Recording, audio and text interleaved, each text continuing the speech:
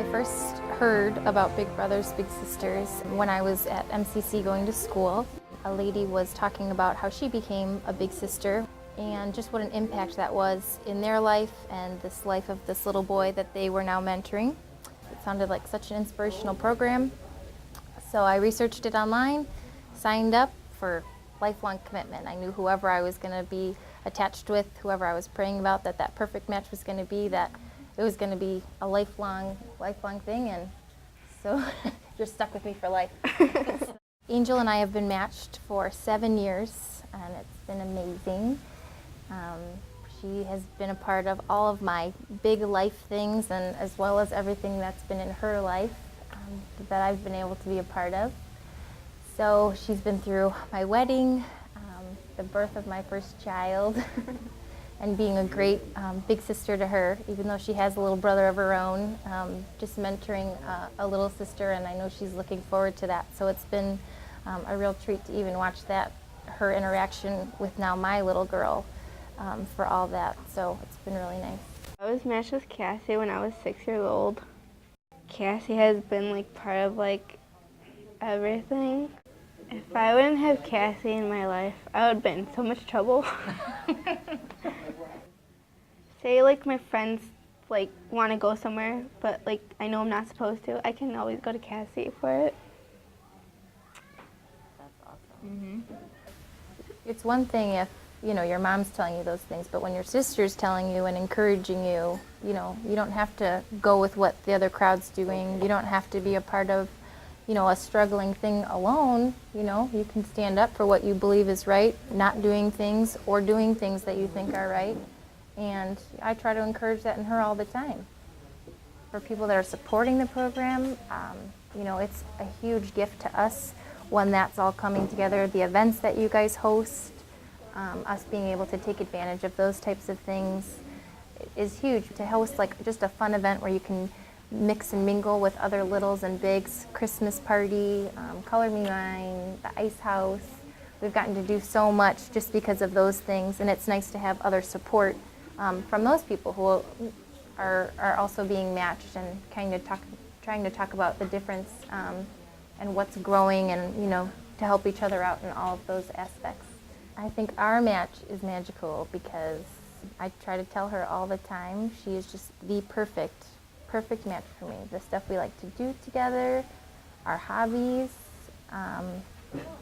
just if we have to talk about serious stuff too, you know, she is so willing to talk to me and be open with me about that. I think that's even a hard thing to do, you know, talking with an adult sometimes, but you know, I don't consider myself, you know, her babysitter or something. She's my sister. She's someone I feel that close to all the time, that I want to know what's going on in her life. I want her to know what's going on in my life, that we're just really open and can just constantly keep that communication open, doing whatever we can. Thanks for being there for me.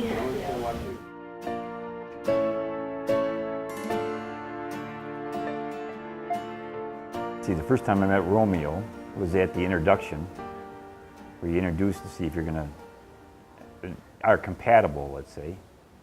And I remember Romeo coming out and having a stocking cap on. And the first thing I asked him, I said, "What's the matter, your head cold?" And he hasn't worn a stocking cap since then. I'm gonna be honest, it was like, who's this old guy? I asked for a 20-year-old, and they sent this old guy. But yeah, it worked out. It's cool because you have someone for you, you know, to be there for you. When I met him, he was supposed to be a pre-ganger. That's what they had written down when they interviewed him, stuff like this. And now he's, you know, he's pretty straight-laced now. He's pretty good. His choices are better. He's not doing some of the things that might get him in trouble and stuff like that. We've come a long way.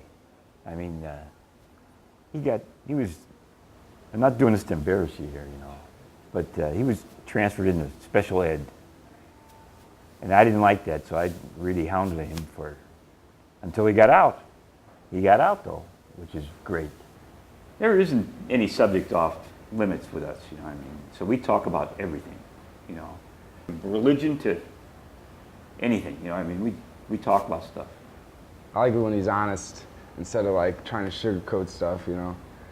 And I feel like that's why our relationship's a little stronger than I've tried. My mom signed me up for some other stuff, like kind of like this, and I'm like, man, this guy is trying to sugarcoat everything. I don't like it. He's not very honest.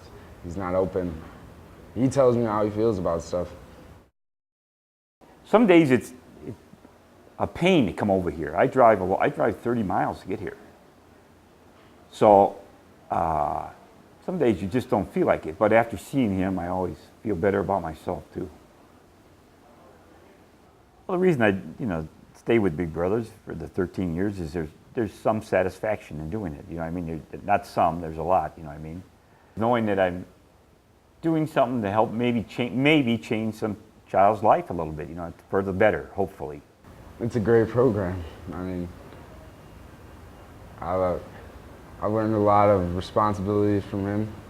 And, I feel like having a relationship. I didn't really have a relationship with anyone when I came here, besides my mom. So developing a relationship can like change the way I do things in life, you know?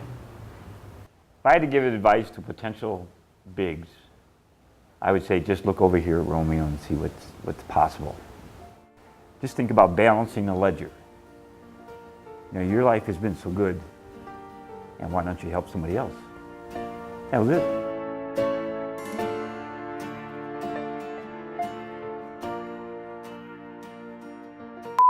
Even after I'm out of high school and college, I'll still come back and I'll still go eat dinner with them. I'll still You're mine, right? Maybe. Depends if I have a job. Oh, okay.